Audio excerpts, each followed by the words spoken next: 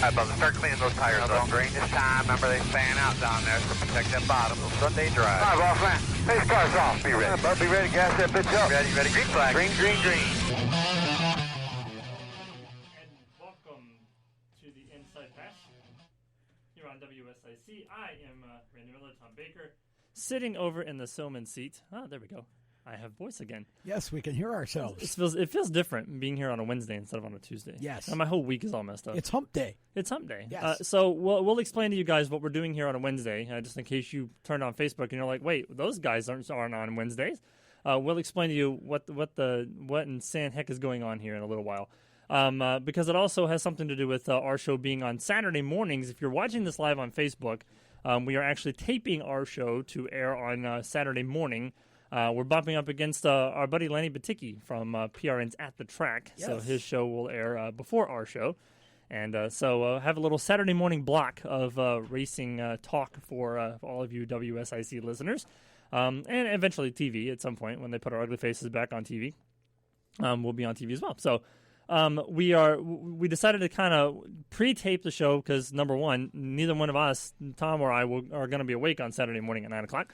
But number two, because we, all of our shows air kind of in succession, so now we have Monday, Wednesday, Thursday instead of Monday, Tuesday, Thursday, which is kind of a cool concept as well. So nothing really much has changed. We do get our other 25 minutes back, though, so that's exciting news. So we're going to have a 55-minute show instead of an hour-long show, but plenty of time to talk about all of the stuff that happened this past weekend, and the last couple of days have just been a plethora of racing news coming out, and so we'll talk about all that.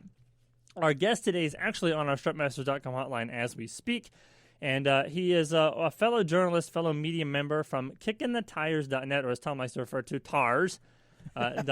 Our buddy Seth Eggert is on the Inside Pass. Hey, buddy, what's going on?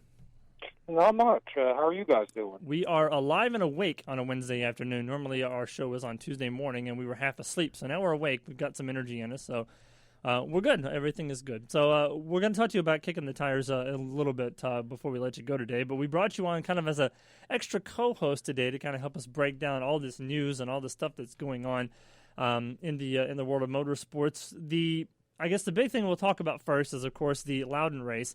Tom, last week we sat here. Even Jacob sat in your seat and said he thought that the Loudon race was going to be boring. I don't know if he's going to eat crow. I don't know if he thought it was boring, but this is another bullet I feel like we dodged in the quest to find equality in NASCAR these days. With all these races that we thought were going to be boring turned out to be pretty good. So I guess we can check that check off of the box as well, right? Yeah, I would say it was an exciting race. Granted, there were parts that were boring, but overall it was an exciting race. You had a good battle between Keselowski, Blaney, and Hamlin for the lead. You had some good battles for 5th, 6th, 7th throughout the race. Granted, the battle for the lead wasn't always the thriller, but you always had some sort of battle that you were able to focus on, which is somewhat unusual for New Hampshire. Yeah, that's true. New Hampshire is one of those tracks where, we go to it every year, and we kind of sit there and we go, man, this is going to be one of those races that nobody's going to want to watch. But I think with the package we've gotten, the PJ1 at various tracks, we've done things to kind of make the racing exciting. So all the tracks we thought were going to be boring to us, the Poconos, the Indies, have actually turned out to be pretty decent races. And again, I guess, yeah, you can say it wasn't a barn burner thriller of a race, but it's still Loudon. And anytime we can come out of there not complaining about the racing action on track or, the excitement of green flag passes and things like that, then I think we can come out and say that we were a winner. Brad Keselowski, of course, ended up in victory lane. Tom celebrating his win in Fantasy NASCAR this week because he did pick Brad Keselowski to win. So that tightens the points up a little bit. Everybody's trying to catch a guy that you know very well, Seth, Nick DeGroot, our good buddy from motorsport.com. Playing Fantasy NASCAR with us this year. But Brad Keselowski winning, and of course that goes on to talk about another story, which we'll talk about, and him re-signing with Penske, which we'll talk about in the next segment. But a win that Brad, I feel like he doesn't necessarily need to win, but he's been pretty critical this year of his time at Penske, especially in the last few months where he feels like, Logano's gotten better equipment, Blaney's been better than he has, and he just kind of, is getting, I guess, the run-of-the-mill equipment, but then he goes out and wins a race, and now he's re-signing with Penske, so maybe he'll, take back what he said, a couple of, about like a month or so ago when he was talking about how he didn't know if he was going to be with Penske in the long term. Well, this one was one that, honestly, he earned. Not that he didn't earn the other two, but circumstances in the other two wins that he had earlier this year. One, he kind of walked into after Brad and Chase, or after Joey and Chase wrecked at Bristol. And at Charlotte, if it wasn't for the pit strategy that Chase had, he may not have won that one as well. So this one, he outright dominated to a degree, which is more Brad's style of winning instead of kind of closing out the deal like Harvick typically does. Yeah, that's true. Tom, I mean, this is Brad's third win this season, but he's nowhere close to Harvick and Hamlin, who seem to be the class of the field this year. But I think with those guys further back, the guys that have actually won a race or two, it's all about just trying to maintain playoff points, because you're not going to catch Harvick or Hamlin at this point in the game. You're just trying to get as many points as you can to not have a hole going into the first race of the playoffs. Well, yeah, I think that's true to a point, but I also think that at this point, I think part of the reason we saw Loudon be such a great race is because I think everybody is racing so much harder for those points. Sure. The fact that maybe somebody says, gosh, I don't know if I can get as many wins as Hamlin or Harvick or whoever, doesn't stop them from trying. And, Keselowski was still playing for a job at the point we went into the race on Sunday. Now, I don't believe that he was ever not going to find a ride for next year. Even if Roger Penske had wanted him to go, which I don't think that was ever the case, right, somebody was going to pick up Brad Keselowski. But, the win obviously cemented his situation, at least, I think we're looking at a 1-year extension is what the rumor is. It wasn't officially announced. But, I think everybody's racing a lot harder right now because this has been such a crazy season and we've had so much sort of upheaval in the tracks we race at and whatnot. I think drivers are going for every point they can get. Yeah, they very well should be at this point in the game, trying to at least get into the playoffs. I mean, at this point in the season, we have 10 different winners on the circuit, so that means as of right now, there are 6 positions available for drivers to get in on points in the playoffs. And we'll talk more about the playoffs later on. There's a lot of different people that could come into play. What's up, Tom? Matt Carter in our chat has a question for us that I think is worth addressing. Sure. Matt says, I'd love to know what you all think about what has happened to the Hendrick drivers and why they fell off like they have and what it will take to get them back in the mix. And, of course, his hashtag is Go Chase, so I guess we know which Mountain Dew he prefers and which Hooters he likes to eat at. So, Seth, let's start with you. What is your I think we could all agree that Hendrick just sort of had a slip in performance overall, but now they're almost back. And I think in a lot of ways. So what is your 2 cents on that? Well, my understanding is Hendrick was one of the last teams to have their crew chiefs return to the shop after the pandemic shut down. I want to say that was maybe 2 to 3 weeks ago. So they've been working somewhat remotely, not actually being able to see the cars, see the work that's going on the cars. So I think that might have been a factor as to why they fell behind and why they're just now getting caught back up. Yeah. That's very true. But, I mean, when we came back from the pandemic, and before we went out for the pandemic, Hendrick was, we kind of had this fear at the beginning of the season that we were going to have another year where Hendrick just wasn't going to be a factor. And for the most part, I mean, Bowman won at California, Chase has won Bristol, and, he's had decent runs. But aside from those two, I mean, Johnson and Byron have just been, I mean, Byron was pretty fast. What was it, a couple of weeks ago at, was it Kentucky? He was leading races? Yeah. So, I mean, he's had flashes of brilliance, and even Jimmy Johnson's been fast, but he just can't seem to, figure out how to win a stage or win a race. But it's kind of the same scenario we talk about with guys like Kyle Busch. Kyle Busch is struggling, which we'll talk about in a minute. But I think it's just a matter of, Hendrick came out of the box, not having their crews here, having various people in the shop, and not having that whole team camaraderie that they are used to having, where everybody's working on each other's cars and everybody's just kind of passing notes and talking about setup and things like that. And they go to the track going there cold turkey, no practice, no qualifying, and just having to get in the car and run. And you can tell certain drivers are better equipped to deal with that lack of practice and qualifying because they're easier to make adjustments on the car during the race, and they're ending up faster at the end of the race. Like I say Chase Elliott, for instance, because he may start out being behind the 8-ball, but then at the end of the race, he's right up there battling for the lead. So to me, I think it's just a case of the relative unknown. No practice, no qualifying. They're trusting their teams to put together a package, or put together a setup that they think is going to work at the track that they're going to. Sometimes, they come out golden and they get it right, and then other times, they're struggling the entire race to find the right balance of setup and get caught up to the guys who had it right at the beginning. I agree with both of you guys, but I'll kind of lend another perspective to this. Honestly, Matt, I think that it's just a case of NASCAR being a bit cyclic, and I think people have caught up to where Hendrick was. Obviously, when we went to the newer style packages and all of that, and, Hendrick fell behind, well, we gave them the new body, and all of a sudden they were coming back. But if you look at NASCAR now, nobody's really dominating. Mm-mm. I mean, Hamlin's got several wins, but so does Keselowski. So there's Gibbs and Penske.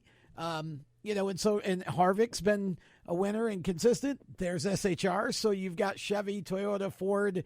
Hendrick has certainly been in the mix.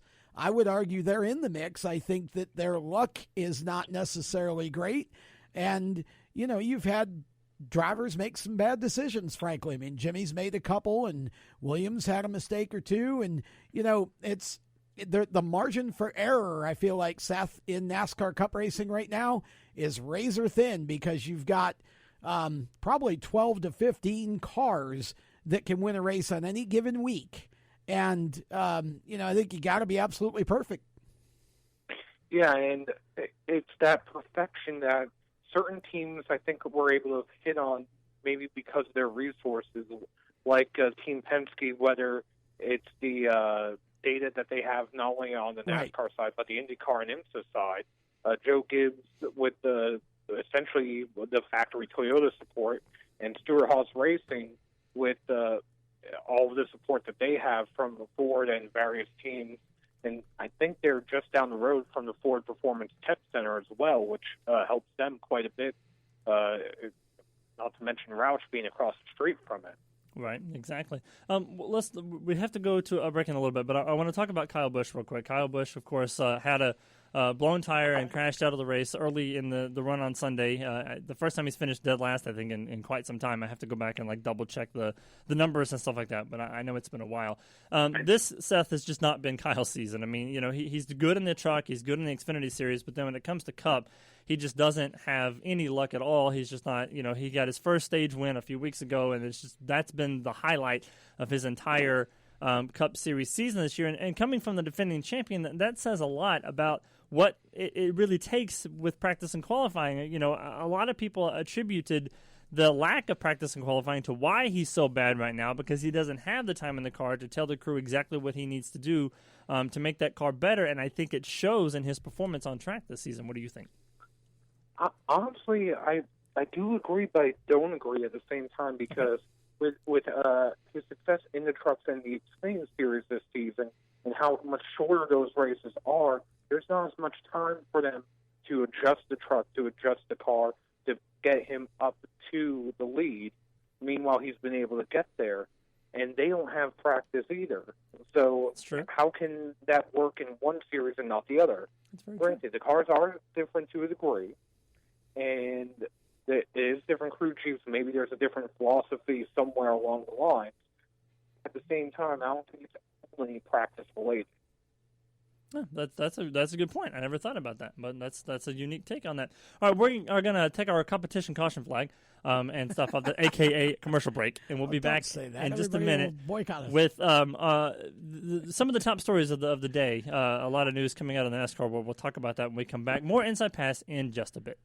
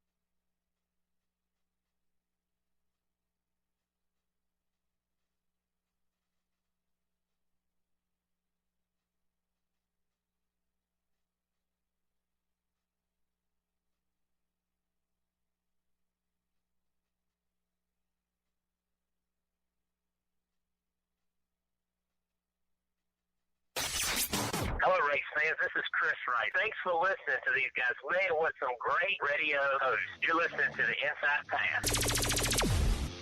Pass. Welcome back to the Inside Pass. Chris Rice bringing us back from our commercial break, a.k.a. Competition Caution. Randy Miller, Tom Baker here with you. Seth Eggert is on our StrutMasters.com hotline from KickinTheTires.net. We'll talk to him about the website here in a little bit. A lot of news stories that came out in the last 24 hours that we want to get through. We'll start with, I guess, the most recent news story from, late yesterday. Levine Family Racing has announced that they are selling their team at the end of the 2020 season, leaving Levine without ownership and Cup. There's a lot of still bits and pieces to the story that we don't know. We don't know who the buyer is. A lot of rumors about Spire Motorsports possibly buying the team, which would give them a 2-car operation since they already own the 77 car in the Cup Series. But, Seth, this is going to have a pretty deep effect on the long-term relationships, not only of Levine Family Racing, but basically any satellite team that signs with Joe Gibbs Racing. Because at this point, it doesn't seem like much of a coincidence that this is the second straight year that an independently owned team has either filed for bankruptcy or gone out of business after being affiliated with JGR. Not here to blame blames and name names or say that they have anything to do with it, but at the same time, it just seems like a really weird coincidence that in the last 2 years we've had Furniture Row and now Levine Family Racing, both affiliates of Joe Gibbs Racing, go out of business. Well, if you go even further back, you could also lump in Hall of Fame Racing. That's very true. Yep. And in the Xfinity Series, I think JGL Racing also had a brief alliance with them, and then about a year or two after they switched to Ford, they shut down mid-season as well. You're not helping Gibbs any, sir. So you keep digging up more and more dirt. I was trying to stop, but I'm just kidding. Go ahead. But unfortunately, it's more circumstances, at least for Levine Family Racing, than it is Joe Gibbs Racing, because they were banking on the next-gen car coming this year, which was supposed to be cheaper. And unfortunately, with that being delayed, that throws a wrench in their whole budget plan. Mm-hmm. So, therefore, they didn't have the budget to essentially rent cars for a second year, or a third year, I should say, from Joe Gibbs Racing.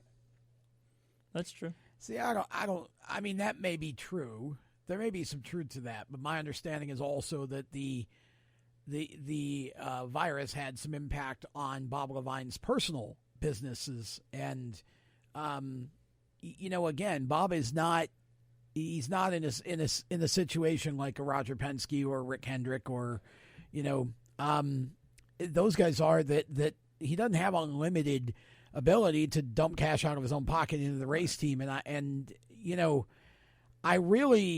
think it's unfortunate that Toyota would not have stepped up here, because Toyota doesn't have enough teams. They just don't. It's that simple. They've got too many drivers in the pipeline, and they all want the same opportunity. And right now there are 5 Toyota cars, and that's it. And once you replace all the Gibbs veterans with younger drivers, unless those drivers just don't perform, those guys are there for a while. So if you're a Toyota driver and you're 2 levels down right now, I don't like your shot. I don't like your chances at making it to Cup in the Toyota. So you have to start thinking outside of Toyota if you really believe you're going to have success. Toyota has got to, if they're going to continue the driver pipeline they've got and bringing these kids in, they're going to have to expand somehow. And if it is Spire that bought this team, then, I don't know, but you would think it would become a Chevrolet. We don't know that, but that's what Spire is doing with the other charter they have. So, and I'm not sure how Spire is sort of building all this. I find it interesting that it would be Spire. Like, why are they accumulating all these cars?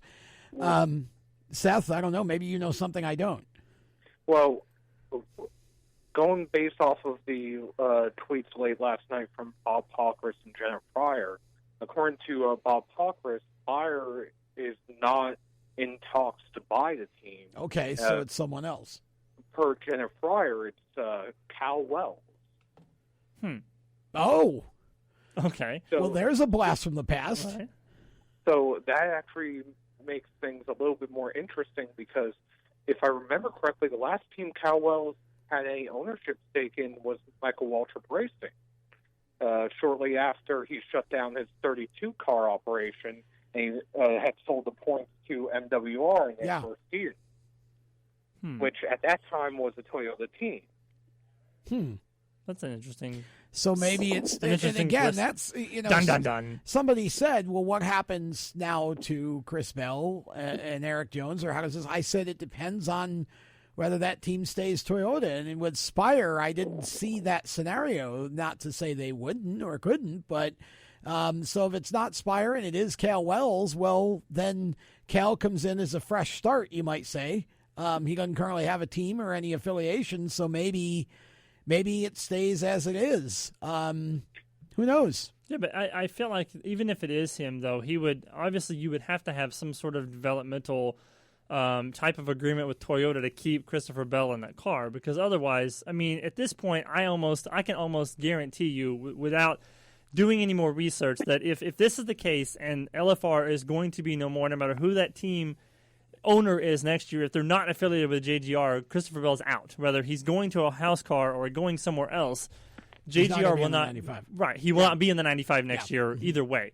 Which leads me to believe that if you're looking at the current 4 drivers that are on the JGR home team right now, I know a lot of people are saying, that Eric Jones is getting better, and he's doing better right now. But I think he's going to be the odd man out, because you're not going to get rid of Kyle, you're not going to get rid of Denny, you're not going to get rid of Martin right now because he just came back from that team.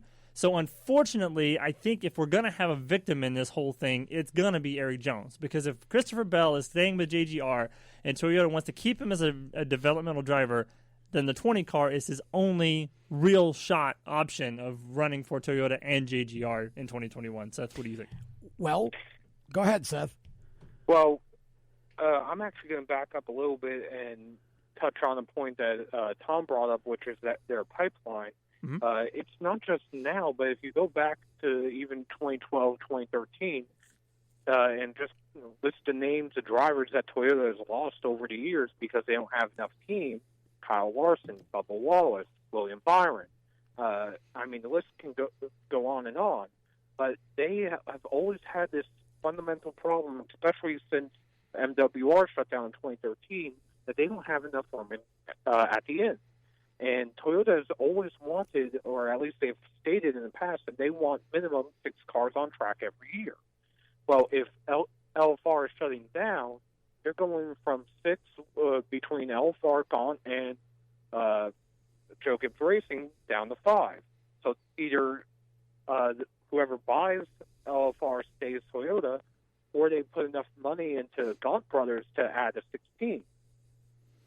Very true. Well, or someone else, I suppose. The common denominator between those 3 drivers, or they bring on somebody else that's an already established team, like Tom. Here's the thought, guys. If you were Rick Hendrick and you're looking for a driver for let's just say for the 48 for next year, and you don't believe that anybody in Junior's group right now is the right fit for whatever reason, or maybe they don't bring enough sponsorship, whatever the case. So in other words, you're going shopping outside of your pipeline, your organization, okay? And you were looking at Joe Gibbs Racing. And let's assume that Kyle Busch is off the market. Let's assume that Martin Truex is off the market. You've got a choice between Denny Hamlin and Eric Jones.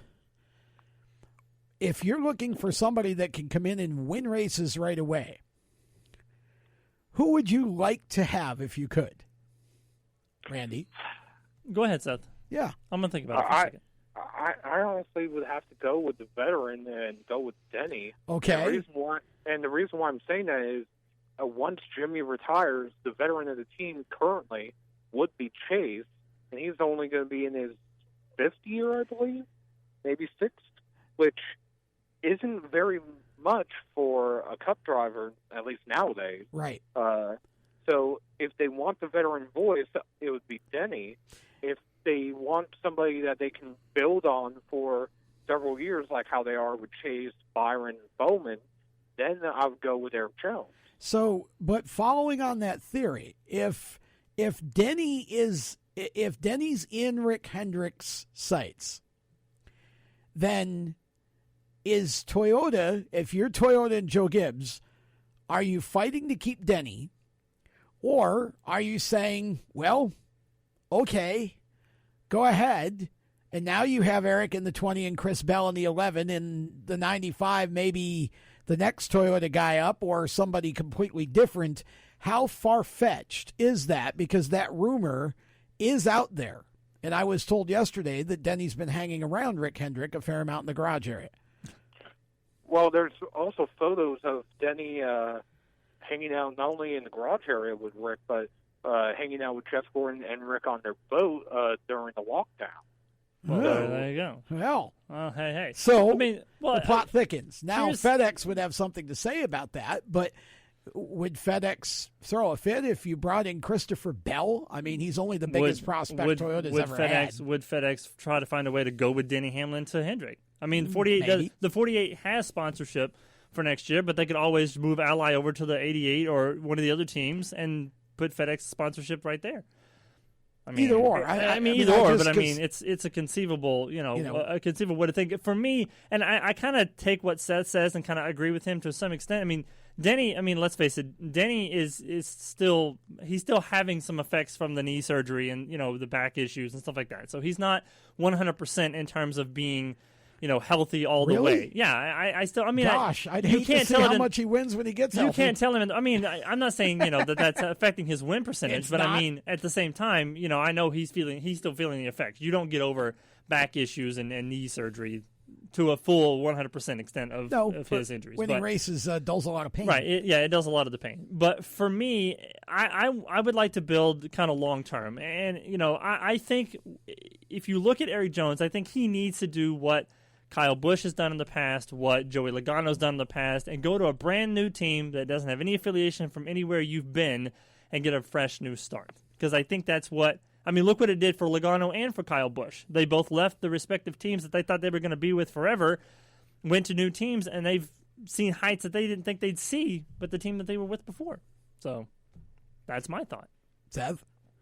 I agree with Randy there, and just to add to it, like I keep saying with the pipeline, if they don't do something, they're going to lose drivers. I mean, let's look at who they have right now in the Xfinity Series. Harrison Burton's not going to be ready to move up anytime soon. Neither is Riley Herbst.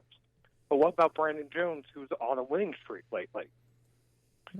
It's true. What are they going to do with him? And the common denominator with the three drivers that you mentioned earlier that were in the developmental pipeline that are now not, they're all Chevrolet drivers.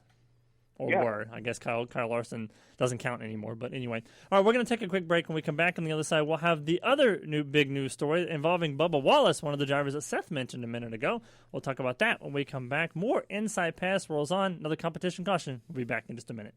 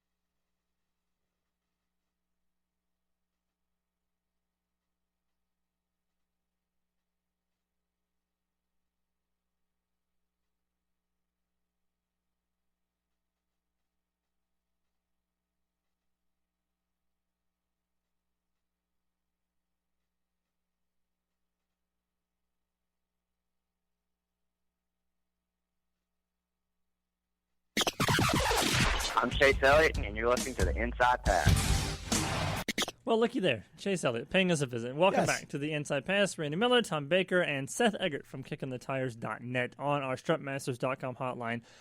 Talking about the major news stories of the week, we just talked about Levine Family Racing and how they're shutting down at the end of the season, leaving a potentially open ride for somebody out there in the world.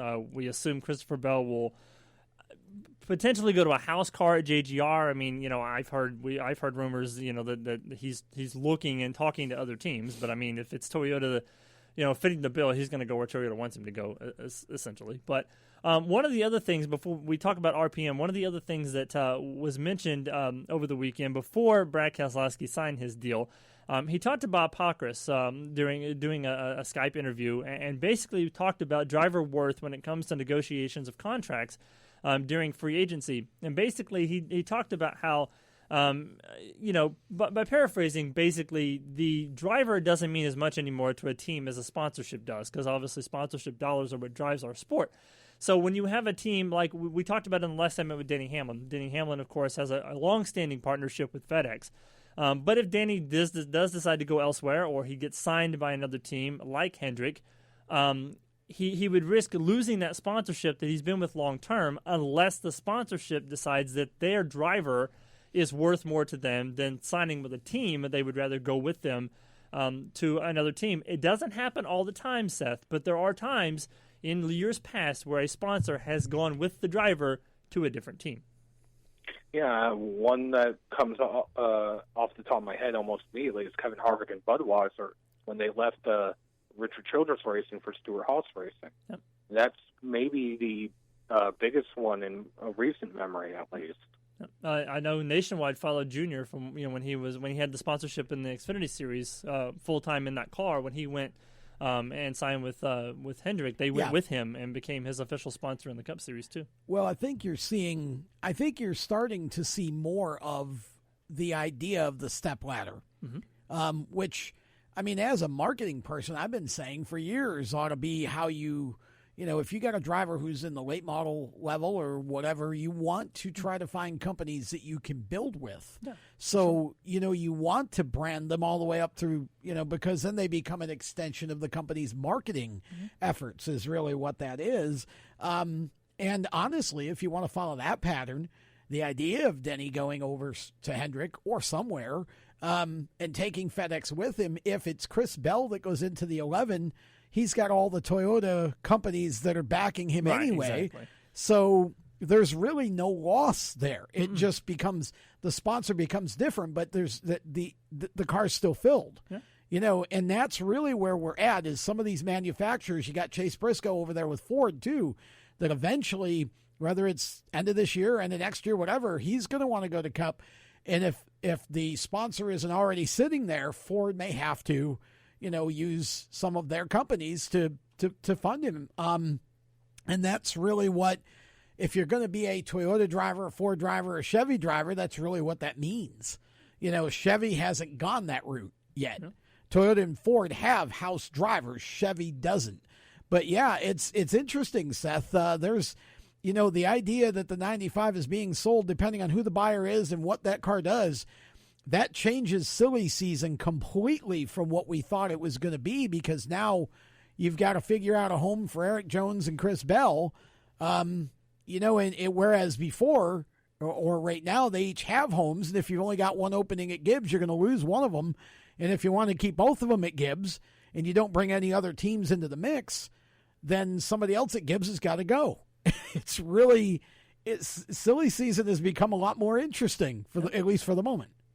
I mean, the only other option, which, granted, it doesn't make sense, but it's been done before, most notably by Hendrick, is having a driver on contract or under contract a couple years in advance and farming them out to another team. So, I mean, I don't see Gibbs as being the type of team owner or team in general that would do that with Christopher Bell, farming him out anywhere else, because of how many drivers Toyota has lost over the years. But is that a possibility? Maybe a long shot one? Otherwise, the only possibility is either they put him into, say, the Gaunt Brothers car and put that with more Toyota backing, or bring him in-house completely. Yeah, I don't think Chris Bell, Randy, is going to want to jump in another farm car. Well, I'm almost certain, and somebody else can do the research on this, but I'm pretty sure when Bell signed his contract last year, it was supposed to be 2 years of the LFR car and then a guaranteed house car at JGR. I could be wrong about that, but I'm pretty sure that it's in his contract that he has to be in a Gibbs house car by 2022. I'd have to double check that, but I'm pretty sure that's part of the agreement that he signed. But either way, I mean, even if they want to keep Christopher Bell and they decide, that Eric Jones is going to be the one they're going to feed somewhere else, he's already been fed somewhere else before with the guarantee he'd be in a house car, and then he came right back and he won the Southern 500 last year, but he's won, I think, with Daytona.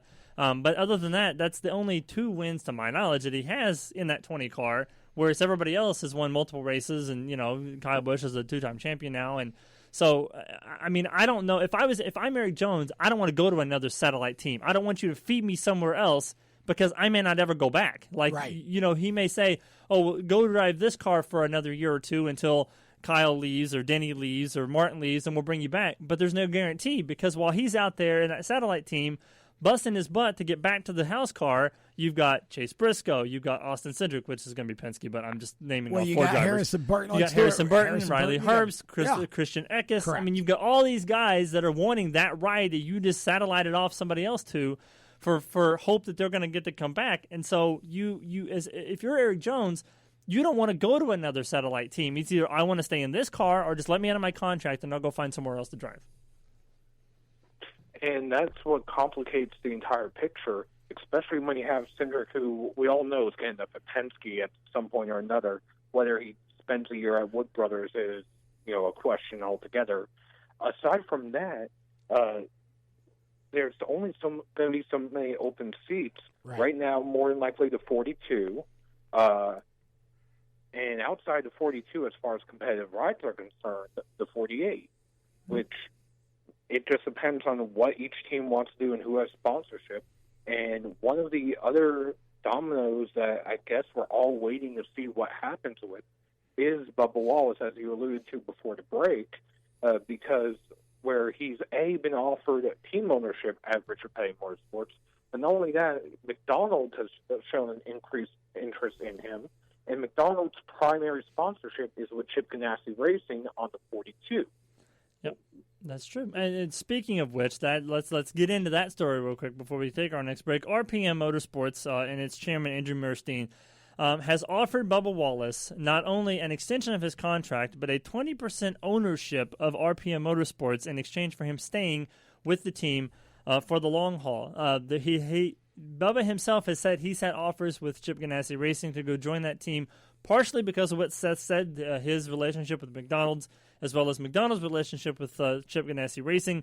But in parts of the interview, Murstein also stated that he thinks other sports should follow suit and offer their core athletes ownership of the team in order to get them to stay with the team long term.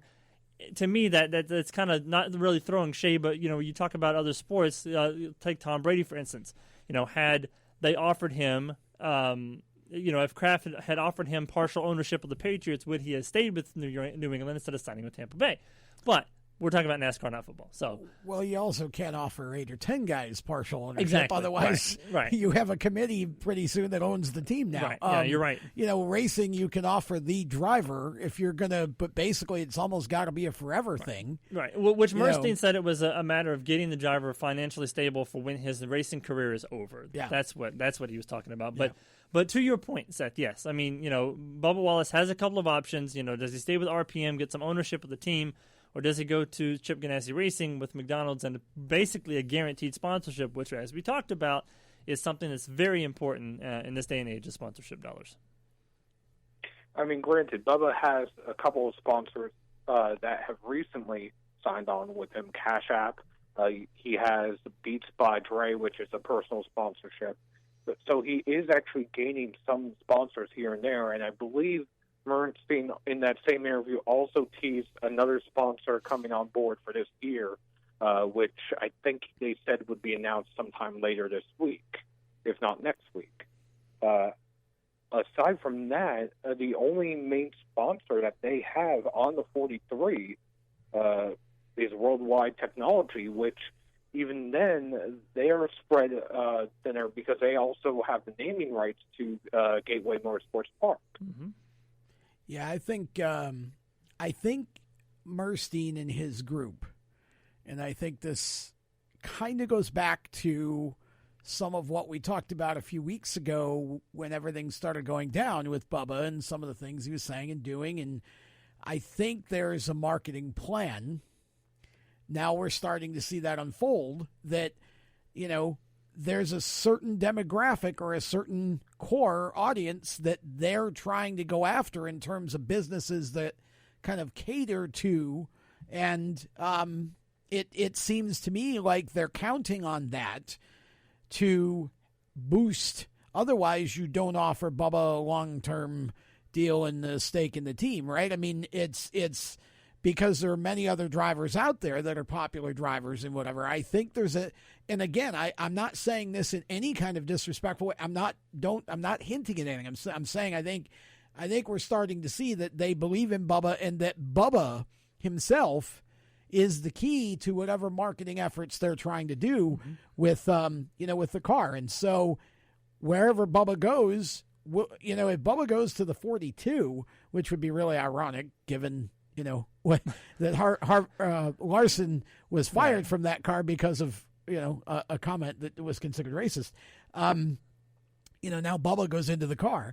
But if Bubba goes to the 42, then they've got to bring somebody to the 43 with equal star power and equal sort of cachet with some sort of demographical group. Mm-hmm. Otherwise, the team doesn't elevate. It just stays where it is with its, few race deals here and there. So, again, Bubba is sort of a key to this. Now, if he goes to the 42, then you start looking among the list of who goes to the 43. I can't think of a single driver other than Denny Hamlin who has FedEx, and I don't see that situation happening. Right. So any other driver wouldn't come with big sponsorship. Seth? The only other driver I can think of that has big sponsorship that could go into a car if, say, Bubba leaves into the 43. And, again, this goes back to Toyota not having enough room, would be Brandon Jones with the Menards sponsorship. Even though, yes, Menards is on the 21, they have been known to sponsor multiple cars and multiple manufacturers in the same series. Yep. If Brandon wants to go to Cup and they want to take him there, I guess Brandon would obviously want to go, right? But whether they want to take him there is another. RPM at this point in time, RPM is aligned with. Are they aligned with Roush? Or are they aligned Chevy? They're aligned with Chevy. They're around with RCR. RCR, yeah. So I mean, look at RCR's Xfinity Series group. There's a lot of good talent in the Xfinity Series group that could easily take that ride. And probably do something with it. We are going to take another break. When we come back on the other side, we're going to play a little game of agree or disagree. We'll do that, and we'll talk to Seth about KickinTheTires.net. We'll be back with more of the Inside Pass right after this.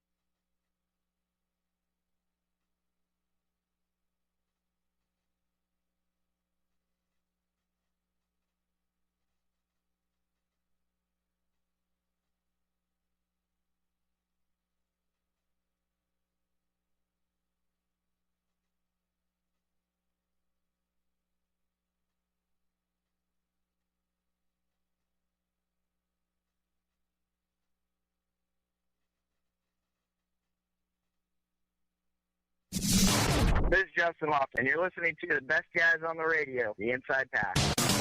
Welcome back to the Inside Pass here on WSIC. Justin Lofton bringing us back from commercial break. I need to see if he can get back on the show. He ain't been on in a while. If he's going to say things like that about us, we'll have him on every week. Right. Speaking of upcoming guests, next week we're trying to get one of the Venturini guys in. There's 97 of them. Surely one of them can come into the studio or at least call us on the phone. We may have somebody else. Okay. Well, we'll work on that. I gave Tom some homework to find us one guest for the entire month. I had the rest of the month figured out. On August 18th, we've got Steve Arpin coming on. Steve is a good friend of the show. He's been on several times, but I'm not allowed to tell you exactly why he's coming on, but it has something to do with a new rallycross series. Rallycross series that he is bringing and starting here in the United States. So that'd be kind of cool. Wow. So, it should be announced in the next week or so, but just in case it's not, then he'll be on the 18th to talk about that. And then, because our ratings don't matter at the end of the month, Nick DeGroot will be on at the end of the month. So Seth knows Nick all too well. You guys compete together in the Elite Racing Series League, right? The iRacing League on Monday nights? Actually, I compete in the Monday Night Racing League. It's not the Elite Racing League, but I have had the Elite Racing League actually reach out to me a few times. I actually have to go and answer them at some point. But I compete in the Monday Night Racing League, which was created by Ford Martin and Paul Sutton, and it's actually sponsored by Kickin The Tires. Right. Next week is the regular season finale. Then we have a few weeks for our version of the playoffs. Then I know they just announced a second season starting in the, I want to say, fall of this year. So you'll get your fair share of Mr. DeGroot at some point in time because you guys are bound to cross paths at some point. But he's got a huge ego since he won the Indy 500. So. Well, Nick actually does race in our league, and if you go to iRacing's Facebook page, there is actually a video of the last lap of the race we just had this past Monday night, which was IndyCar at Talladega. It's from the perspective of Justin Melillo's onboard. And off of turn 4, you can see me getting tight, pushing up into Nick DeGroot, and the two of us spinning off screen. Nice. You took out Nick DeGroot. Way to go, Seth. Right. The check's in the mail. Your check is in the mail. We'll ask Nick about his side of the story in a few weeks when he comes on. He's on there at the end of every month, so we'll have to ask him what really happened. Well, I'll say, Seth was on, and this is what he said happened.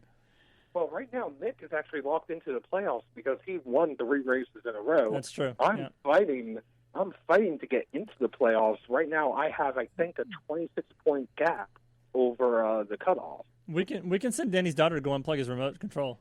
That always works. Back to agree or disagree. Yes. All right, let's talk about agree and disagree real quick. We've only got like 4 minutes left. So I'm just going to throw out a topic, and then you and Tom, Seth, can agree or disagree. So NASCAR poll drivers on various topics in the last week. These are the results. There's 4 of them, so you can agree to disagree.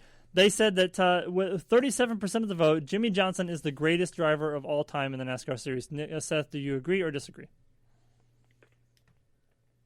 That's actually a tough one. I would say he's... Honestly, I'm going to say agree. Don't think too much. All right, Tom? I'm going to flatly disagree. All time? No. Yeah, 37% of people would disagree with you on that. But so 2020 champ, 53% of the drivers polled said Denny Hamlin is going to be the champion this year. Seth, do you agree or disagree? The way they're running, I'm going to say agree. I think he better at this point, but Tom? Disagree. He's cursed. Let's hope not, because if he doesn't win the championship this year, he won't be with Joe Gibbs. He'll either go to another team or he'll retire. The best crew chief in the Cup Series garage right now, 63% of the vote went to Rodney Childers, who is Kevin Harvick's crew chief. Seth, agree or disagree?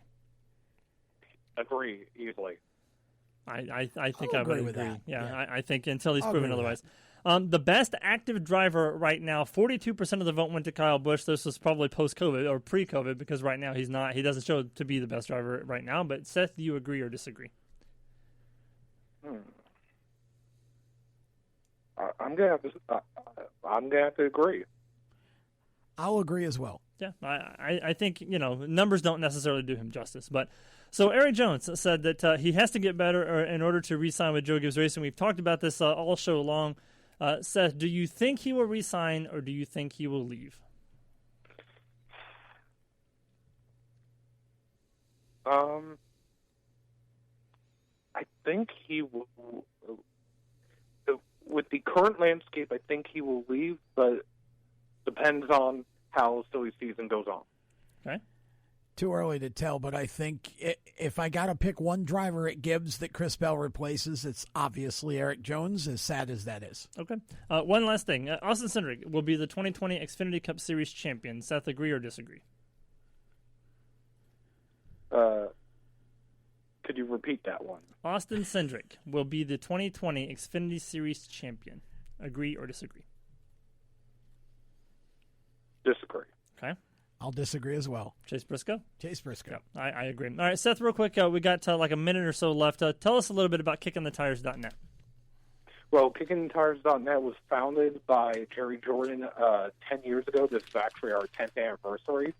We cover all things NASCAR, eNASCAR. We, from time to time, cover IndyCar, sports cars, etc. We just updated our site, so if you go to our website right now, it's going to look different than how it used to. I am the staff writer, and I'm the esports editor for the site. Last night was the eNASCAR iRacing Road to Pro Series, and I should have a story up recapping that race either later today or tomorrow. All right, sounds good. Seth, thank you so much for joining us. Always insightful information. You're welcome to come on with us anytime.